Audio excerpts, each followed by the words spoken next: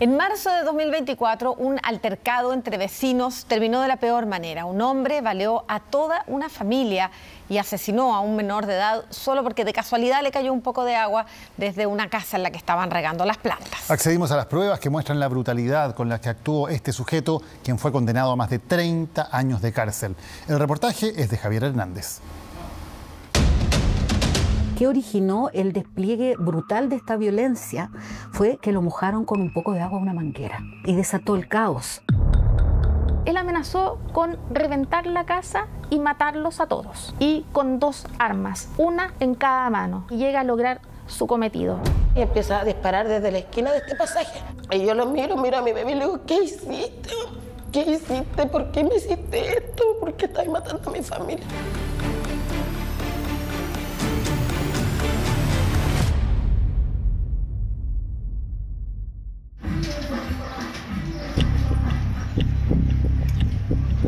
Por primera vez y después de varios meses, Marina Vargas vuelve a entrar a su casa en el pasaje Leguizamo de Maipú, lugar que fue testigo de uno de los crímenes más deleznables del año 2024.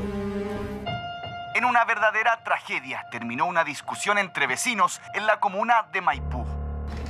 Esta era su casa, que él la amaba con su corazón. Aquí nació Froilán, se crió y murió. Me lo asesinaron. Esta era su bicicleta, se la regalamos para una Navidad. Era su tesoro. Él andaba para todos lados con su bicicleta. Esta era su pieza. Todavía tiene sus cosas,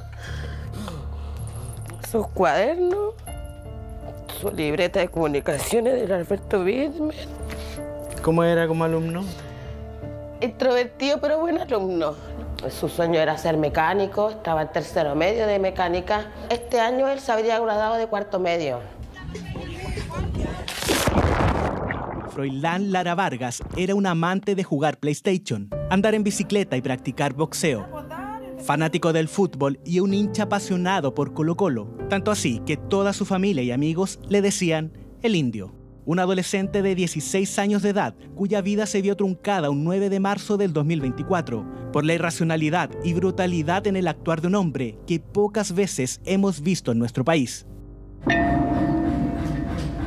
Los padres de Froilán habían regresado de la feria. Ellos comercializan artículos de plástico y los menores de la familia habían terminado de almorzar y se disponían a jugar play. Era un día que hacía mucho calor, la temperatura era muy alta. Y doña Marina tenía una gran afición, que era la de cuidar sus plantas. Y se disponía a regar las plantas. La manguera viene de abajo y entraba por acá. Y acá tenía yo muchas plantas colgando, que están los ganchitos todavía. La manguera, cuando se dio el agua, saltó un poco de agua para afuera. Cuando pasa el señor Oliva con un menor de edad y llevaba afuera un teléfono celular. Entonces, accidentalmente, se moja el teléfono celular. En dicho momento, el imputado Ricardo Olivares ofusca y la amenaza y le adelanta que va a volver a matarlos a todos. ¿Cómo se puede entender que un incidente tan irrelevante terminara convirtiéndose en una verdadera pesadilla para esta familia? Hoy revelaremos detalles inéditos de este caso y conoceremos cómo actuó el sujeto sindicado como el autor de 4 homicidios frustrados y el asesinato del adolescente Froilán Lara.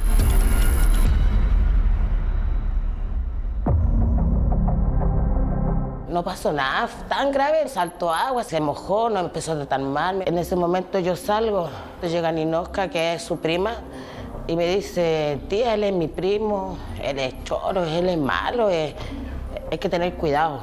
Y yo no sabía en realidad quién era, yo no lo conocía, nunca lo había visto. Y en ese momento él se metía a pegarme y los niños reaccionan.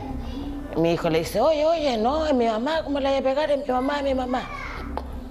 Y el tipo es como que retrocede a donde vio a los 3 niños y dice, ya, calmado nomás, voy y vuelvo. Pero esto es sin llorar, sin sapear.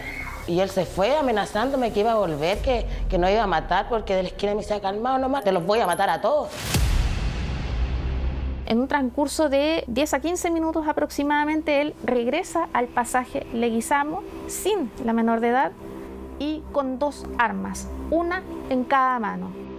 Aparece en las cámaras Ricardo Oliva con 2 armas de fuego, dirigiéndose hacia el inmueble y comienza a efectuar disparos al núcleo familiar con el único objetivo de dar muerte a cada uno de ellos. Eso se acredita por el levantamiento de cámaras de seguridad, el análisis de las vainas, la prueba balística y también la declaración de testigo propiamente tal. Desde la esquina de este pasaje nos empieza a disparar a todos los que estábamos afuera. La reacción de nosotros fue correr. Corrimos así, uno para allá, el otro para acá. Al momento de los primeros disparos, Marina y sus 2 hijas pequeñas corren hacia el interior de la casa. Afuera y refugiados detrás de un auto quedan Froilán y su hermana mayor Leandra. Y yo entro corriendo y trato de cerrar esta puerta porque él venía atrás mío. Y cuando la trato de cerrar, él me la sujeta desde afuera. Y yo no la podía cerrarla porque él me ganaba. Y yo caigo sentada. Y en ese momento empiezan los disparos acá adentro. Muchos disparos. Muchos disparos. La puerta tiene ahí. Tiene ahí. Ahí. El ventanal lo reventó a disparos. Tenía muchos disparos. Él trataba de por la ventana de matarnos. El autor de los disparos era Ricardo Oliva Arias, alias El Richard, comerciante de 40 años que contaba con diversas condenas previas por delito de lesiones, robo con violencia, receptación y por infringir las normas de higiene y salubridad en época de pandemia. Posteriormente, en su defensa argumentó que portaba las armas de fuego para defenderse por lo peligroso del lugar donde vivía. Era una persona que no contaba con permiso ni de porte ni de tenencia de armas, y no era cualquier arma la que él poseía, sino que eran armas prohibidas, porque estamos hablando de dos armas que son a lo menos semiautomáticas. De las evidencias levantadas, se logra establecer científicamente la participación de 2 armamentos por parte del imputado. Científicamente estas evidencias son analizadas, arrojando a su vez coincidencia balística de una de las vainas y proyectiles hallados con un procedimiento de drogas en la comuna de Alto Hospicio, también el año 2024. La defensa de Ricardo Oliva estableció esas armas que primero la utilizaba para defensa personal y que además no sabía utilizar armas. La trayectoria balística, que fue acreditada en la prueba científica, da cuenta de que Ricardo Oliva Arias es una persona que sabe percutar disparos. Según los relatos de los testigos, ese día se escucharon entre 20 y 30 disparos. 12 de estas balas impactaron directamente en las víctimas, entre las cuales se encontraban 4 menores de edad, de entre 11 y 16 años. Acá hay más disparos porque los disparos llegaron hasta acá atrás. Entraban, nosotros sentíamos los ruidos de los disparos. Ahí. Mi hija estaba ahí sentada, Samira y Catalina, que son las niñas. Tahir y David estaban en un sillón que teníamos acá, se tiran atrás y gritan: tía, la Catalina está sangrando. Catalina tenía 11 años en ese momento. Nos tiramos a verla y él seguía disparando, como que nos olvidamos de él. Y la niña tenía el cuello lleno de sangre, un brazo lleno de sangre. En ese momento yo escucho a mi hijo Froilán, porque él quedó afuera. Y él de afuera le dice: oye, con mi hermana no, porfa, no, con mi hermana no. En ese momento yo siento disparos, porque él disparó muchas veces. Y yo abro la puerta porque había que sacar a la niña. Yo no sabía la condición que ella estaba, si era grave, pero yo lo único que sabía es que había que sacarla rápido. Abro la puerta y mi hijo estaba botado aquí, afuera en el pasaje, afuera de nuestra casa. Mi hijo estaba botado. Él había disparado en el momento que él salió de escondido. Y lo enfrentó y le disparó, se dio vuelta y le disparó un balazo en su guatita.